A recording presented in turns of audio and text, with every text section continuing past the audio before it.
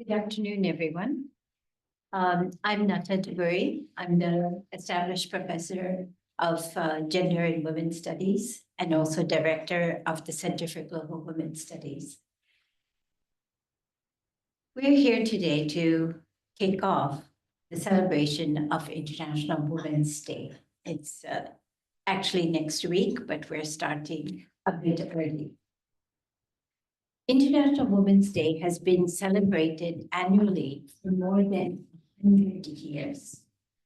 And it's a day of activism to actually uphold women's rights, and in particular, women's economic rights, women's economic empowerment. And it's about celebrating the advances that we have made in realizing gender parity. The theme of this year's International Women's Day is Accelerate Action. And this is necessary because according to data, it will take us up to 2158 to achieve gender parity. So it calls and highlights the urgency of accelerated action. But the current backlash against equality, diversity, and inclusion, and the irrational furor over gender, transgender, race, which is spilling into the academy too often, crystallizes the urgency of accelerated action. But what steps are we to take? Where do we go? How do we move forward? It is a critical juncture for us to reflect on the insights we can draw from transnational feminism and its praxis within the university to rejuvenate us and inspire a way forward. So I'm delighted, as part of this endeavor, I'm delighted to welcome Dr. Rumya Putcha, who is Associate Professor in the Institute of Women's and Gender Studies and also the Hugh Hodgson School of Music at the University of Georgia. Her research interests center on colonial and anti-colonial thought, particularly around constructs of knowledge, the body, and the state.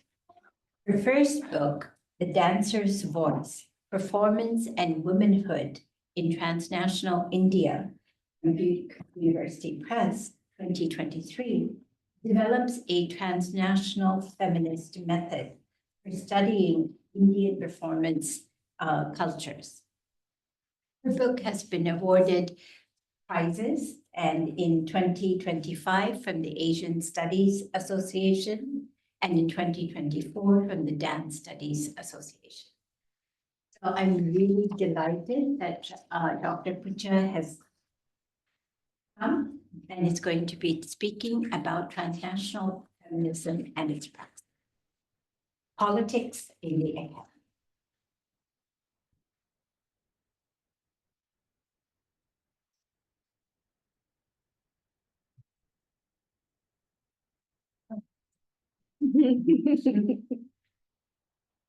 Good afternoon, good Friday afternoon. Thank you for being here. It's such a beautiful day. I promise it'll be worth being inside. It's an honor to be here.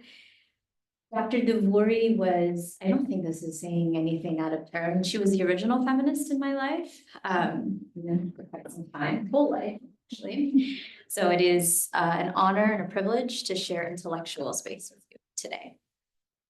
As Dr. Duvuri briefly mentioned, I am trained at the intersection of two disciplines. I am primarily identified, I guess, as an interdisciplinary ethnographer at this point in my life, and as a cultural anthropologist with a focus on political economies in transnational contexts.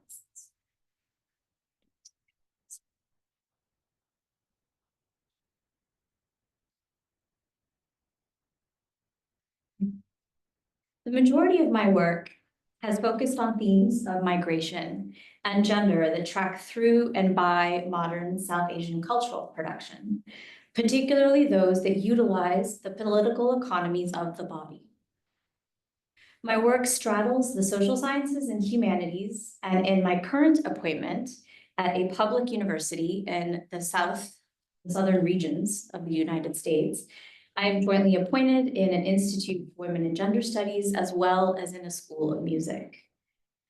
Because of this joint appointment, and especially because of the role of a public state school in a place like Georgia, I have a unique perspective on the way feminist theory is applied both in university contexts, but also in otherwise everyday practices in the communities which the university is meant to serve.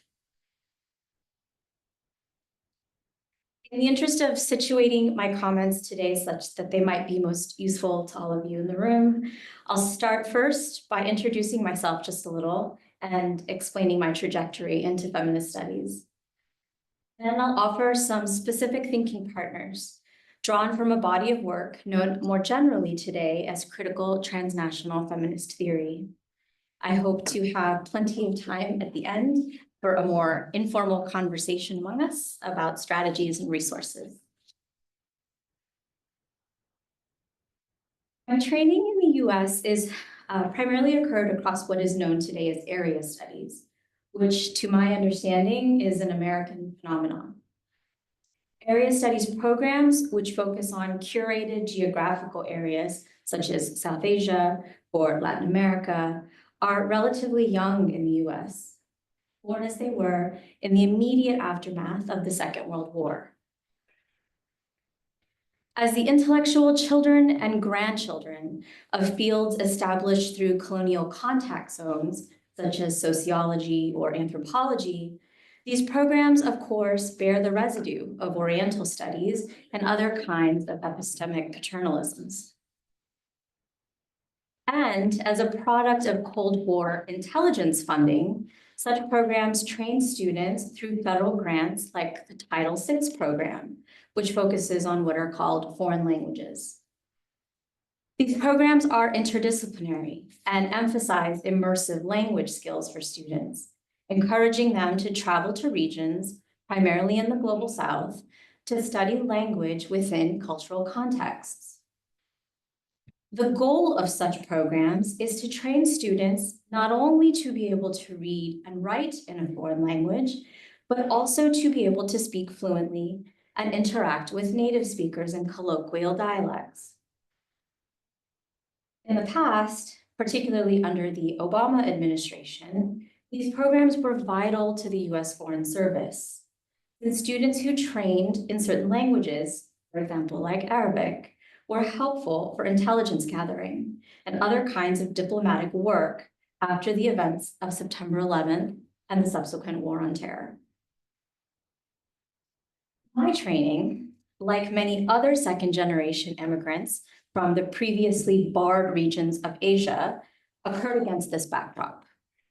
And I should probably stop here and explain that immigration to the US from what was then known as the Asiatic Barred Zone was only loosened in 1965 through immigration policies that emphasized high-skilled labor in emerging fields like science and technology. And I can talk more about this at the end if anyone is interested. To return to my main point, scholars of my generation were trained by our institutions of higher education to act, on the one hand, through soft diplomatic channels, traveling in many cases to areas formerly colonized by the British Empire to study cultural developments and emerging democracies. These same scholars return to US universities after such time abroad to teach and research in settings that had only very recently admitted African-American students and women. In other words, in the US context, institutions like universities had barely grappled with, or had barely started to grapple with, the legacies of anti-Blackness and gender apartheid in the 1960s. And at that same exact moment, US foreign policy and funding priorities shifted to the rhetoric of soft diplomacy through education, internationalism, and development. In this rhetoric, the global North scholar was recast as a kind of New Age missionary, armed now not with the Bible, but with a recording device or a questionnaire. Here is only one small example of this moment in time in terms of scale. Black women's right to vote in the US was enshrined in law in 1965. 4 years after the US State Department began funding Fulbright scholars to travel to international locales, again, primarily in the global South, in the name of mutual education and cultural exchange. And these photos are chronological. So here's the 1961 Fulbright Act. And I actually looked for a version of the 1965 Act that had MLK in it. There are not very many on the Library of Congress website. So maybe he wasn't at this signing. He was at the 64 signing. This is a mystery I need to solve. Yeah, but not at this one. There are shockingly few women in any of this, and the ones that are there are white, so I should maybe point that out. I begin with this larger historical context because in the US Academy, feminist theorizing has been and continues to be fraught by such legacies of training, access, and empire. In this political moment, as the global order appears to be shifting away from post-Cold War arrangements, so we could call them, it has been a useful exercise to think about what exactly is critical about critical transnational feminist theory and what it means to apply it, not just to research or field work out there, but to the work we all do in here. The critical part of this phrase applies to the out there in ways I'd like to reflect on first. In their evergreen article titled Cartographies of Knowledge and Power, Transnational Feminism as Radical Praxis, M. Jackie Alexander and Chandra Talpade Mohanty theorize what it means to enact a radical praxis by applying the tenets of transnational feminist theory not only to their organizing work in the communities where they conducted research, but also to the institutional spaces in which they taught, wrote, and worked. This article was not the first to, for example, draw attention to the way syllabi in women's studies programs still relied on theory primarily written in English and in the Euro-American Academy, but it was at the vanguard of a moment that sought to bring decolonial projects into our institutional lives, into our departmental and college spaces. In particular, the article reminded feminist scholars to be attentive to, quote, the relation of the transnational to colonial, neocolonial, and imperial histories and practices on different geographical scales, end quote. In other words, in the early 2000s, transnational feminists were concerned that the terminology of decolonization had become embedded in certain forms of celebratory and uncritical multiculturalism. This brand of multiculturalism tended to think in terms of an undifferentiated globalization or internationalism, which was still premised on the ideas of liberal subjecthood and still centered global North feminist thought. But simply, feminism was born in the global North and it needed to be imported in the global South. To encourage feminist scholars to consider the cartographies of knowledge and power they inadvertently perpetuated among other aspects of their institutional lives as an extension of their political commitments, Alexandra Mohanty posed a simple question. When is the transnational a normativizing gesture? And when does it perform a radical decolonizing function? are cultural relativist claims smuggled into the transnational in ways that reinforce binary notions of tradition and modernity. And I would add, do they possibly recreate ideas of who feminists can be and who they then need to save? This last question has remained with me for many years now. And I return to it often because it helps me grapple with the epistemological legacies of discipline and empire as a scholar of South Asia, where disciplinarity is often an uneasy fit. But it also allows me to think with feminists who have theorized racialization in the US context without falling into the oppression Olympics that unfortunately often typify applications of intersectional feminist theory today.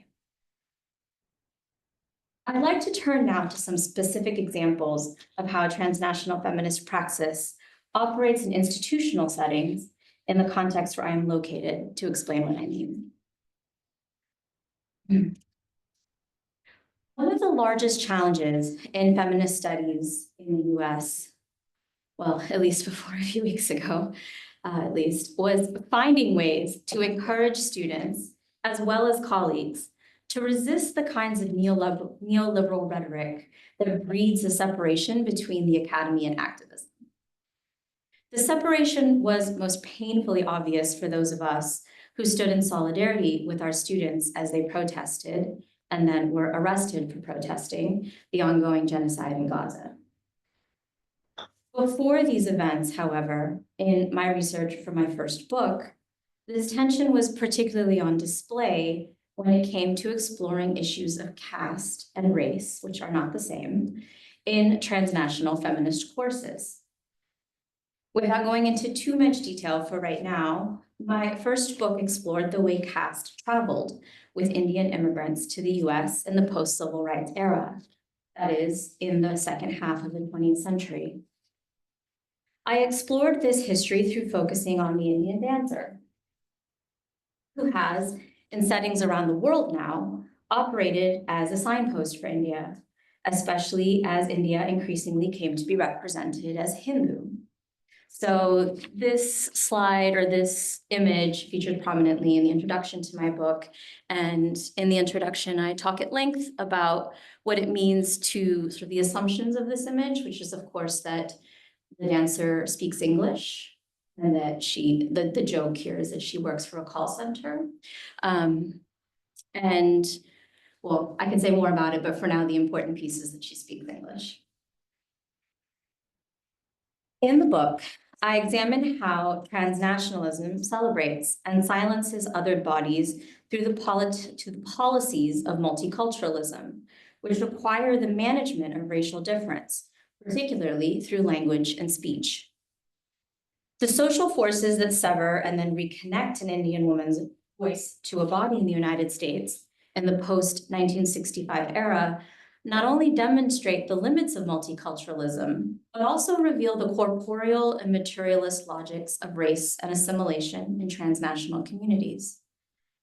The Indian dancer's non-Black gendered identity, combined with the expectation that she, like most Indians, speaks English, aids in her assimilation and legibility in some spaces, while it hinders it in others. Embedded within the history of migration that the dancer conveys is also a history of labor and caste. This history, which I explore at length in the book, reveals the way migration to the US was shaped by immigration policies that favored not only English speakers, but also those who had access to English medium education in India, communities that today are often described as forward or dominant caste. That is, individuals belonging to communities that had generational access to social mobility. It is primarily these post-1965 Act immigrant families who have reproduced India, and arguably the whole of South Asia, as Hindu-centric in the United States. However, despite the common application of the qualifier diasporic to describe Indian communities anywhere outside of India, Indian immigrants in the United States rarely identify with definitions of Indian diaspora that acknowledge migration patterns rooted in imperial violence, racism, and caste discrimination. This is because to do so would be to identify with Indians who were forced to leave India as indentured servants, whose connection to the subcontinent was often severed by the dehumanizing conditions on plantations in the Indian Ocean, the Caribbean, and the South Pacific, or in the eastern regions of Africa, where they built the railroad between Kenya and Uganda. These were the diasporic Indians, as well as Chinese, who in British colonies from 1834 and French and Dutch colonies who modeled their systems on the British system into the 20th century, replaced previously enslaved Africans on plantations under what Hugh Tinker once described as a, quote, new system of slavery, unquote. And as Gayatri Bahadur has noted in her work, it was the system of indenture, this is a quote, that distinguished Indian from Chinese women. The latter women were required to live on plantations, but weren't bound by contract to work on them. Unexposed to the glare of sun and suitors in cane fields, most Chinese women led lives more protected and more restricted than their Indian counterparts. In other words, under empire, Indian women emerged as a different, more public category of a racialized womanhood. Following this awareness of how Asian womanhood is variously constructed in the US context, I argue in the book that it becomes less precise to use diaspora to describe the varied forms of and reasons for Indian migration, as well as gendered expressions of Indian culture, like the iconicity of the Indian dancer in the United States. Instead, I rely on critical transnational feminist theory to interrogate the semantic power of the Indian dancer and the immigrant communities in which she finds purchase. I ask, for whom are such expressions useful or empowering? What do they accomplish? Ultimately, my research illuminates the way racialization converges with caste hierarchies in the US context, which offers mobility to some immigrants, particularly those who align with idealizations of India as a homeland for Hindus. At the university where I teach, there is a large population of immigrants from India whose families settled in the US and whose upbringing also includes dance. These young women often enroll in my classes, particularly those on South Asian feminist thought, which I teach with a commitment to transnational theorization. The conversations I have had with these students over the years offer some fascinating trends, particularly to a class and caste unconscious understanding of race in the United States. In general, these students do not see caste, nor do they believe it has anything to do with the process by which they have achieved some measure of status as model minorities in the US. This trend is consistent across faculty as well, resulting in situations where women of color are pitted against each other, presenting complex interpersonal dynamics, and of course, perpetuating the stereotype that women of color simply can't get along with each other. For all these reasons and more, transnational feminist theory has continued to offer me a place to return to, a set of tools, and a commitment to radical accessibility. To continue to do this work across the fictive boundaries of the academy, constantly wrestling with its costs, and knowing that the intellectual, spiritual, and psychic stakes are high, believing that it is imperative to engage in the struggles over the production of liberatory knowledges and subjectivities in the belly of the imperial beast. Thank you so much for having me, and I would be happy to take questions and just open it up for a conversation.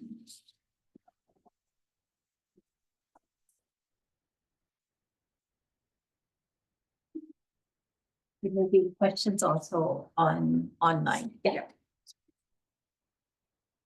Okay, so let's open it up for discussion.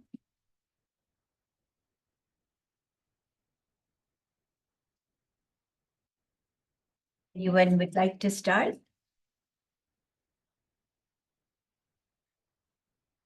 I know it's quite a vast trajectory you talked about. It's a vast field that you talked. But I think what's important is to recognize that there is so much divergence. When we say diversity, I was thinking within this university, we are doing a lot in trying to advance diversity and inclusion and equality.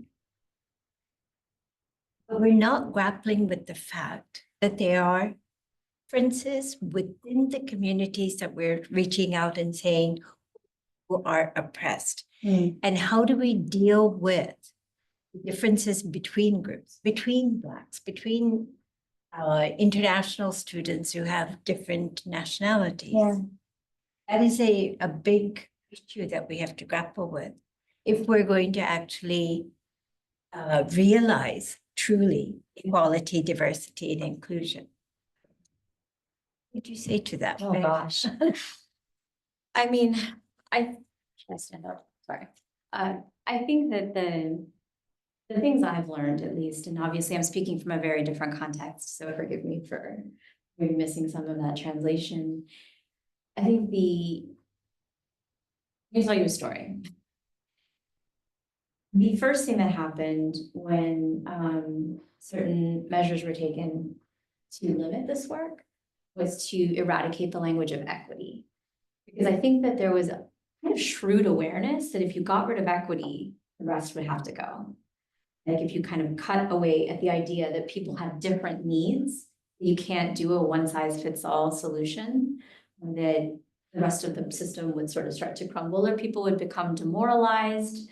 It would feel like the work wasn't getting anywhere. So people would feel like they were spinning their wheels and not actually affecting any change. So I think finding a way to think across those differences, which is of course what transnational feminist theory requires of us. It emphasizes equity, even though it doesn't necessarily use that terminology. It emphasizes the idea that there are different contexts in which people have access. Like I could have access in one context and then go to a different one, and that wouldn't be true. And being able to think in those terms, think in terms of accessibility, to me feels like key. Who isn't able to even ask to be let in the room? Who doesn't even know what the room is, right? Yeah, because it's also this, you said that statement that intersectionality has meant the way it's becoming applied, it's hierarchy of oppressions. So what is the way out? Wow.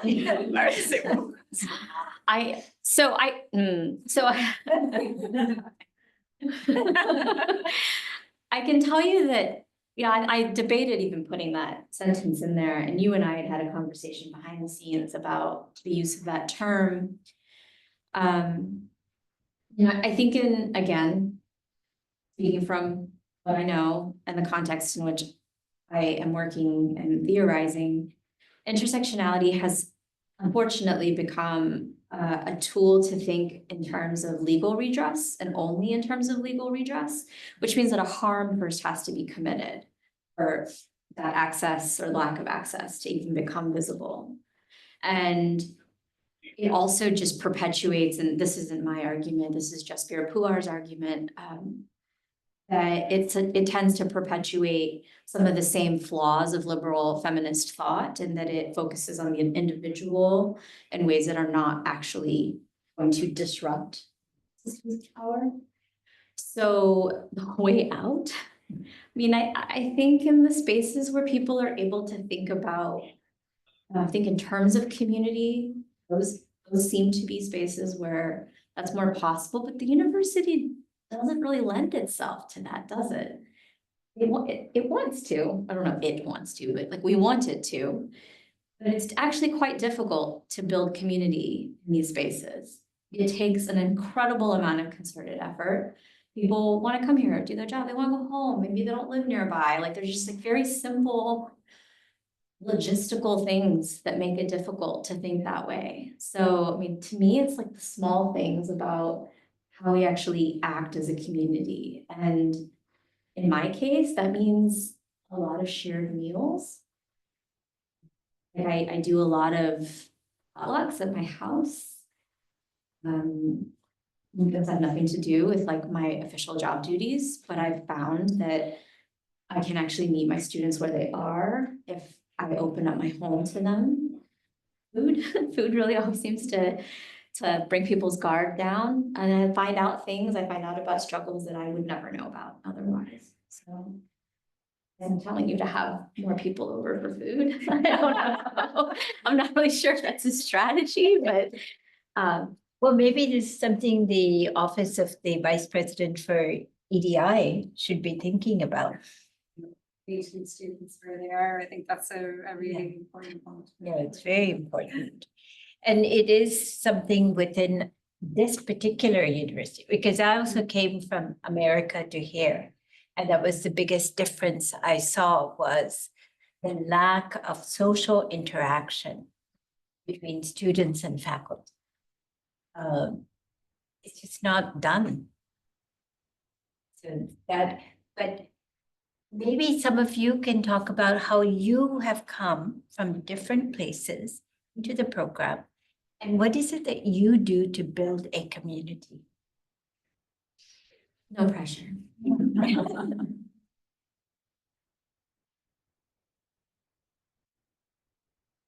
I know you do food. Which is why I asked. I think, I suppose the biggest thing is we communicate all the time. It's like a lot of, use our WhatsApp a lot, and there's a lot of support that's very non-competitive. It's not about competing with each other, but about helping each other out. And we go for food. Yeah, that was not in my script, to tell you all to eat more. People bring food, share food as well in class. When people bring home, their visits and stuff, we bring food. We got time before something, we'll go coffee or have a drink or something. Can I pull out something you said though? The non-competitive. That's amazing. And that honestly, I think is like a spirit of being in it together and avoiding the scarcity mindset, which I think really plagues academic spaces, where if one of us wins, that means someone else lost. So I applaud you for that. You guys feel that, but I think that's a huge thing. I've never felt goodness. It's really important. And particularly if people are having a hard time, I've known so many people to take the time to help them share resources and things like that. Yeah. Something I think I say a lot to my students that comes from the way I like to think of what transnational feminist praxis actually looks like is to never be afraid of being a burden. I think a lot of times, especially my students who come from settings where they had a lot of access, whether that be class or immigration status. I have at the university where I teach, I have a fair number of students who are undocumented. So like they're students who have come up through a certain process of immigration in the US where they feel very vulnerable. And so there is a fear that they're always asking for too much. Like I sense that from them, that like they're always the squeaky wheel and they don't want to always be the squeaky wheel.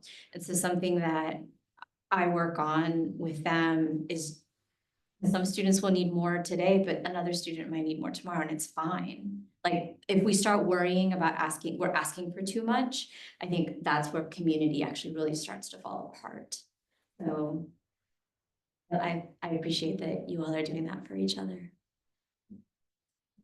Yes, In my case, I think that I'm coming from another country, and I think that the good work that our that is they give to us is also another space for us to interact with each other, to exchange knowledge, to exchange ideas, information, and to ask questions, and to bring also our experience from other countries, and also to exchange experience.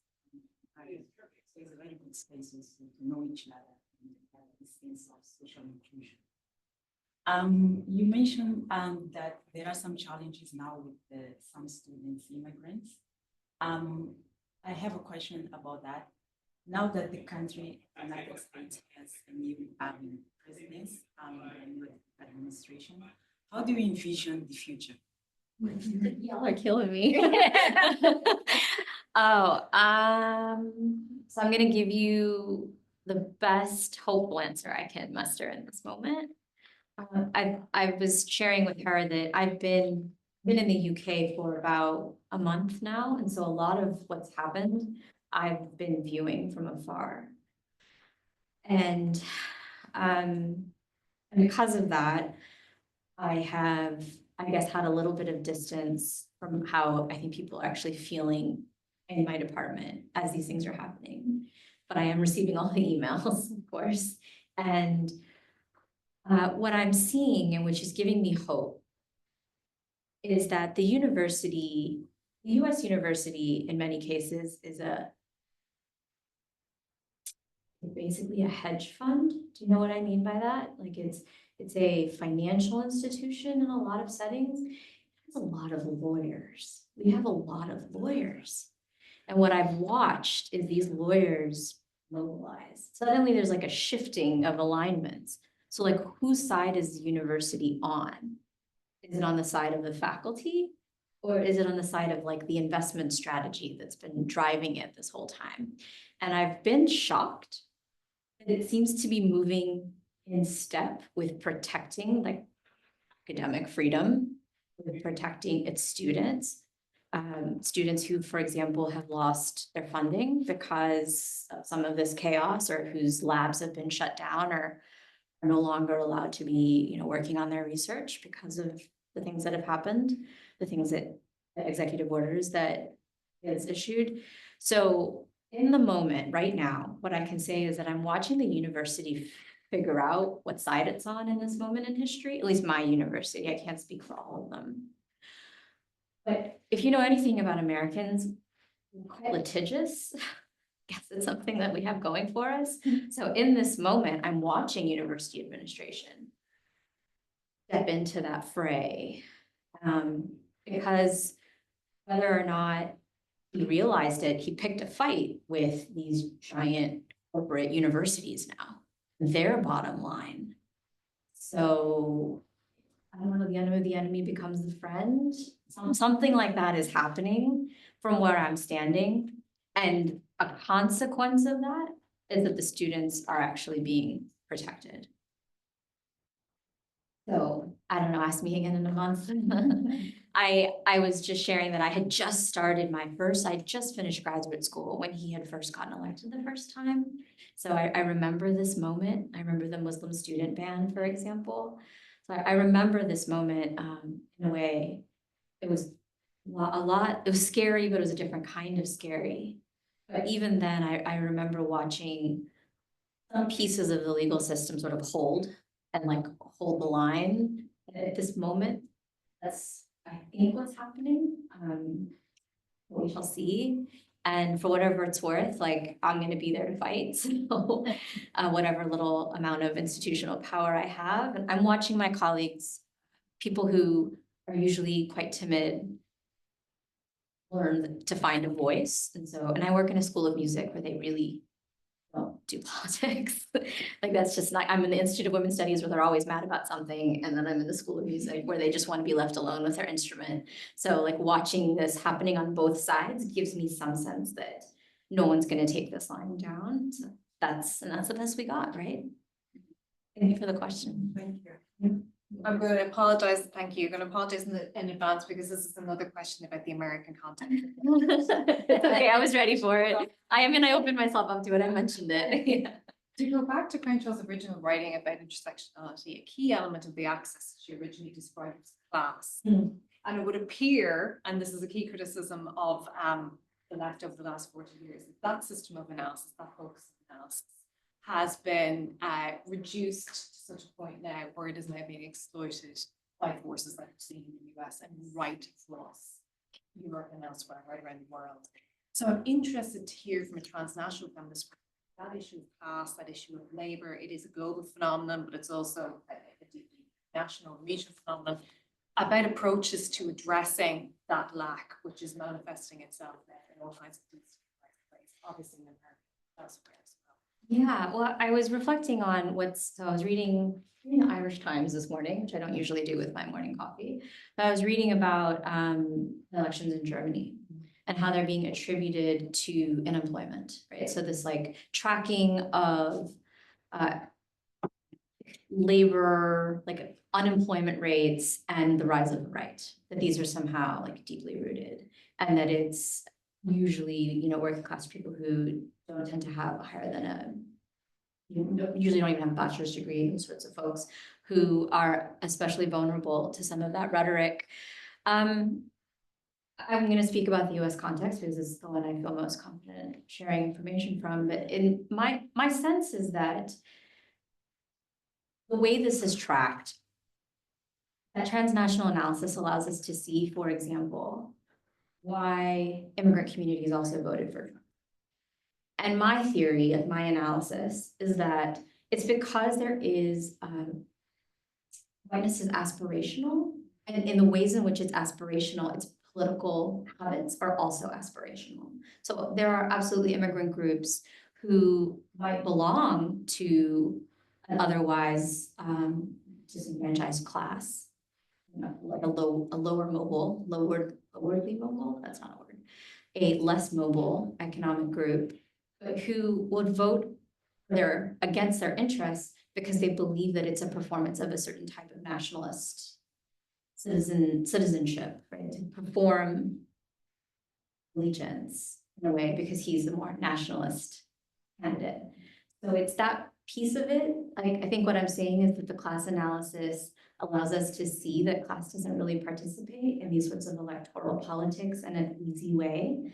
It's not as transparent as I think some analysis in the past might have pretended it was. It does. And I think what's fascinating about class as well is that it cuts across identity, you know, in a sense too, because it unites people around hating and eating in ways that can be harnessed, you know, very effectively to create change, but also, as we were saying, to roll back on change as well. Yeah, and I'm just interested in how what's the counter to that? Like, where is the counter going to come from? I don't expect you to answer. No, no, but I appreciate the question because I'm wondering the same thing. Right. Yeah. When is it, like, for example, you know, she's not watching. One of my best friends voted for Trump. Right? And she did not go to college. She works in construction. And, you know, we've had endless conversations about like what drove that. And I have arrived at the place that there is, I don't want to call it ignorance, right? Because I don't think that's not a sophisticated enough analysis to say, oh, she just didn't know better, or oh, she was watching Fox News, or, you know, whatever that answer is, which still might be true, but there is a genuine belief that for people who belong to a certain segment of society that we might call working class in the US, that their value system, their way of living is invisible. It's been invisibilized, and somehow this person is going to change that. So it is a cognitive dissonance like that. I don't think I have been able to answer to my own satisfaction, or to reckon with it to my own satisfaction. But what I can tell, it's the performance that you see, and that's why my performance studies background, I suppose, also kicks in. It's the performance you see of a certain type of muscular nationalism that really speaks to this group. So it's a performance of class, and of course, a belief that they too can, that's the thing about American forms of capitalism, they too can be wealthy, if only people weren't cheating them and immigrants weren't taking their jobs. Like, that's actually the narrative that works. because like the larger complexities are absent from that analysis. Yeah, but I would counter that. Yeah, let's go. No, because it's also, you have at the other end, Bernie Sanders, Right. who has been talking about oligarchy. And it is, the whole neoliberal agenda was to say that it is possible for everyone. Yeah. Just as long as you access the market. And that was a storyline that the educated liberal mindset, really promoted. Yeah. And that clear demarcation of the political economy of the country was never laid out in a very systematic fashion.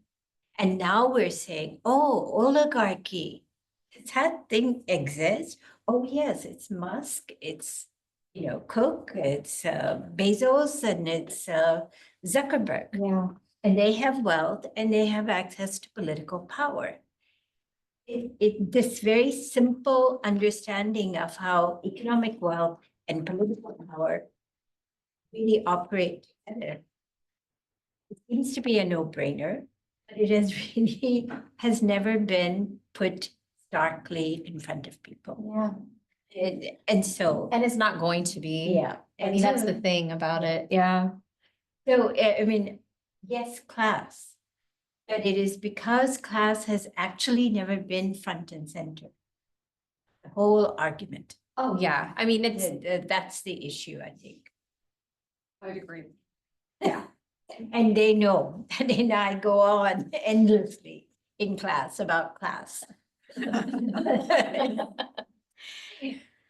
are a couple of questions online. oh, yeah, sure. So there is Anna Oberhauser. Thank you for this important work in feminist and critical transnational studies. Will you please expand on the application of this work to your research on dancing and the performing arts?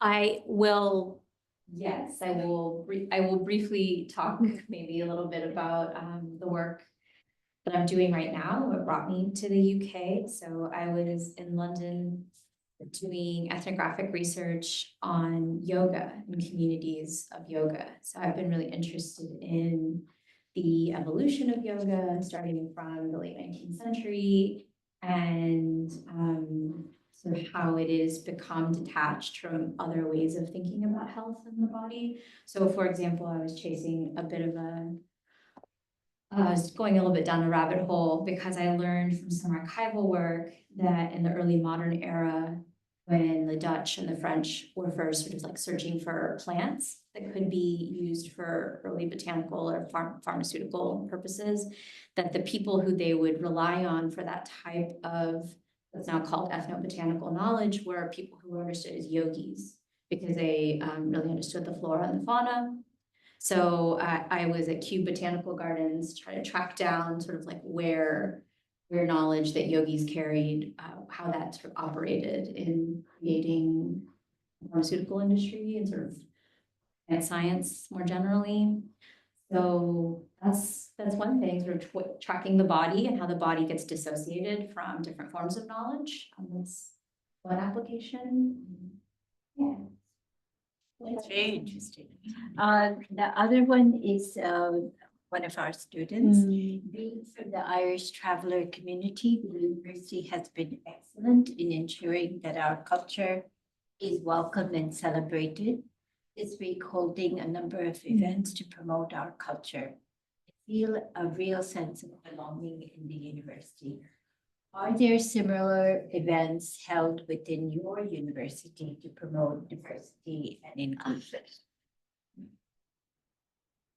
Historically, yes. Thank you for the question. Historically, yes. I wonder what that's going to look like in the future. Yeah, I do. I think it's going to look like that the money for that comes from somewhere else, because it cannot be attached to anything that we receive from the federal government. So I think this is going to be a real test for whether or not the community that the university says it supports is actually going to sort of circle its wagons and help make sure that those students are cared for and supported the way that I'm so glad that you feel. It's a lovely thing to see. So great job to the folks here who are making that student feel this way. Laura, you want to say any question? I had loads, but I was literally reluctant to start. I was going to start with the US, but I'm not going to. Something that came to mind as you were talking, that idea of terminology, you talked about intersectionality and just recently, so we're hosting an event later this week about engaging men in equality, diversity, and inclusion. I know it.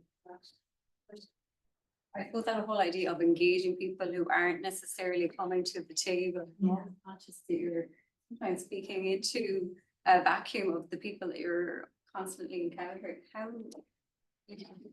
those terms often kind of alienate people in some ways.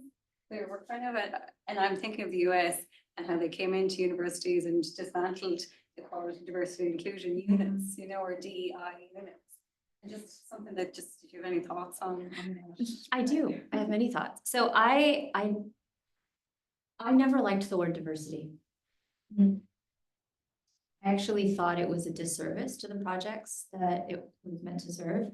And you know, there were a lot of things about that era, so like affirmative action legislation, that I thought were sort of predicated on this is good for everyone. This is good for white institutions to think in these terms. And I think that finding the right language is always impossible because somebody's always going to have a problem with the rhetoric and like the history of that language, the genealogy of that language. It's why transnational feminism no longer calls itself decolonial feminism, right? I mean, that's exactly the trajectory. They were originally decolonial feminists. They had to move away from that because that project was saturated in ways that they needed to distance themselves from. But I almost feel like I wish we could just like stick with some of the original language. Like affirmative action was fine. It was clear. It was clear what we were trying to accomplish. And I think trying to like pretty it up in this way that more people might feel comfortable with it or are less uncomfortable with what we were naming. But I'm also not an administrator, so I don't actually know what I think works in terms of reaching people and naming the problem and being quite explicit about it. But in terms of bringing people to the table, which I think is what you're referring to, yeah, actually, I'm going to stick with my answer because I do think that by trying to accommodate somebody who might be uncomfortable with that project in a certain way, like, what are we doing? Like, why are we catering? Why are we centering somebody who feels like feminism doesn't serve them or something to that effect? Yeah, so I think trying to demystify the language is definitely a way, but I think just being quite frank about the generational things that we're trying to address is also perfectly fine. And if they don't know, then they can go learn and yeah, I'd be curious. Yeah. No, I think, you know, part of the problem is diversity is such a management sphere. That's the fundamental problem. Trying to get people who are not engaged to the table is finding the particular issues they have maybe not thought about or that they have experienced and using that to bring them to, rather than, I think we've now focused too much that somehow if we bring everyone to the table, there's going to be some harmonious agreement. It will never be. So we do have to have these separate conversations. And to have separate conversations, you have to find the issue that motivates them. Once we've had numerous of these separate conversations, we may be where we can begin to bring different people actually together. But the way power has operated, it operates by separating. And have we maybe tried to think that it's very easy to bring? And this is me talking after like 40 years of activism, realizing that it's not that easy to bring people together. Not a very hopeful ending, but I think If you eat together. But if you eat together, I found that people are less likely to disagree if they're eating together. I don't know what it well, is. it was always, break bread, right? So there are some fundamental acts of life that can be affirming. And maybe we should focus on really ritualizing them in a Yes. way that creates the culture. It is actually creating a different. And I would just say, because I was here to talk about transnational feminist theory, that transnational feminist theorists, myself one, would argue that it's not even so much about agreeing. You don't even necessarily need to agree to do that work, but you do all have to kind of have a sense of like that the other person's perspective is true and valid. And like that has to be step one. There's no, you trust each other, basically. Trust each other to relay your subjectivity accurately. And solidarity has to start from a sense of mutual respect and at least, if not understanding, at least mutual respect. Yeah, understanding is probably way down the road. But mutual respect. That is the next steps to accelerate action. Oh, yeah. Eat. I can't believe I came here to tell you all to eat more. Eat together, drink together, sing together, Sing together, dance together, dance together. dance together. And that lays the foundation for mutual respect, which is critical for solidarity.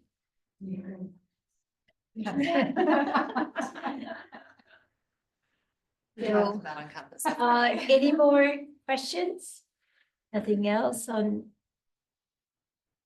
So hang around, let's have some coffee, pastries, chit chat, let's eat together. That was not my plan to talk about.